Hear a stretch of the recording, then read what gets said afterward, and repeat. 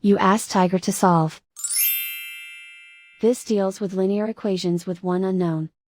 The final result is g equals -145/9. Let's solve it step by step.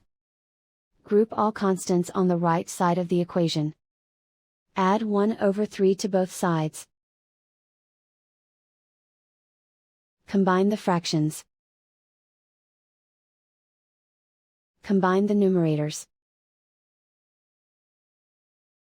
Reduce the zero numerator. Simplify the arithmetic. Convert the integer into a fraction. Combine the fractions. Combine the numerators. Isolate the x.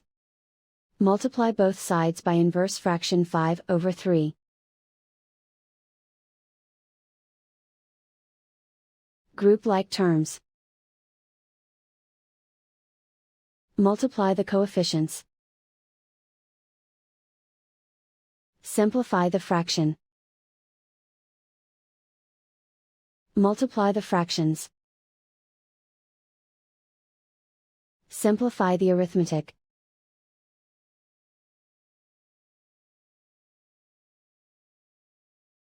And so the final result is g equals -145/9.